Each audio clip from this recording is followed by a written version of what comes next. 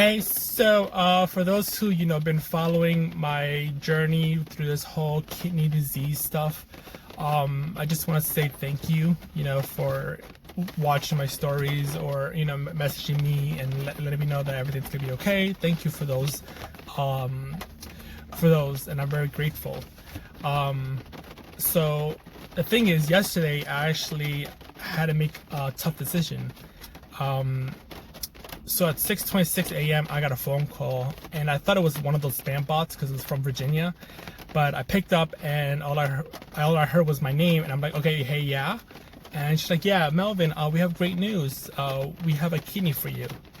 And the first thing I thought was, for some reason, I felt uncomfortable right away. Whatever it was, I just felt I didn't feel right about it. I thought I would feel joy or happy, or I would fall to the ground crying or be emotional, but I didn't feel that. I just felt it wasn't right. And then she told me, about the kidney, who it came from.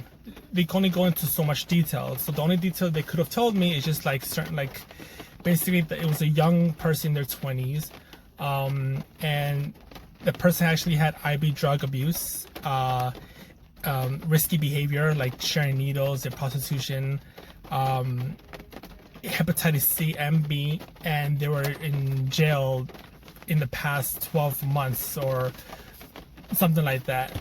And so these kidneys are called increased risk kidneys. They did a biopsy, and the biopsy came out that the kidney's fine. It's just that these are factors that come with it, And so, I called my niece, I called my sister, my brother, and my mom for their opinion. I talked to my nephrologist, and in the end, even before knowing about all the stuff about this kidney, I didn't feel right about it. So I had to, go with my gut, and I turned it down, and I don't regret it, because I feel like this is not the kidney for me, because I think I'm gonna make things bigger than what they really are, because with the hepatitis C thing, it's curable. So I don't have hepatitis C, but if I got the kidney, I would be taking medication, and then basically it would be gone like in a month or so. So I would not have it. The hepatitis B is dormant, so I wouldn't get it. But like I said, it's dormant, so it could wake up maybe one day. The whole increased risk behavior, like the whole prostitution and stuff like that, they did an intensive blood work on the kidney to make sure that there was no disease or anything. So the HIV test came out negative, but the person died a day before, so the virus of the HIV doesn't really show up right away. So who's to know that right now it came out negative, but let's say I put the kidney in me, and then a couple of months from now that person was actually positive. It just didn't show up on the test. So then I'm pretty much screwed, in a way. But they told me yeah, there are medications now that you can take for HIV, so you can still live a normal life. But it's not no, I'm not gonna risk my life to take more medication just to get a kidney in case just I end up with HIV. No, that's no. I made the decision to turn it down, and I'm okay with it. The reason that I got it anyway is because it came from New Jersey, and New Jersey right now has their transplant centers are not really taking people in because of the COVID-19, and so they're really up to capacity. So they gave it to NYU, and that's how I received it. So it was pretty much by luck of this virus, but at the same time, it's just a kidney that wasn't suited for me.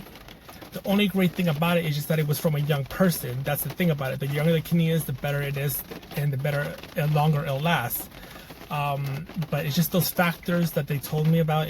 I didn't feel comfortable. I don't, and so I had to deny it. I mean, I just came out of dialysis, and I told the nurses, and they pretty much agreed with me, and I've been on dialysis for about 4 years now. I think 5. I lost count, but honestly, I didn't go through everything that I went through with the tube in my neck, on my chest, you know, the fistula on my arm, and then going to get more surgery to cut the little veins here, and then the catheter in my stomach that I had to put in and then they had to take out. I didn't go through all this bullshit, and I'm not going through all this dialysis just for me to get a kidney that's subpar. You know what I mean? So I know some people would think that's stupid to say that, you know, a kidney is a kidney and I should get it, you know, no matter what, but at the same time, it's my choice. You know, I decided that this is not the correct kidney for me. So I'm still gonna be continuing dialysis, you know, and, you know, who knows, I may get another phone call in a week, a month, a year, who knows, you know. I'm just gonna still keep going to dialysis, and I'm gonna keep, you know, praying that, you know, I'll get my kidney. And yeah, I just wanted to update you guys about, you know, what happened yesterday. It was a really hard decision, you know.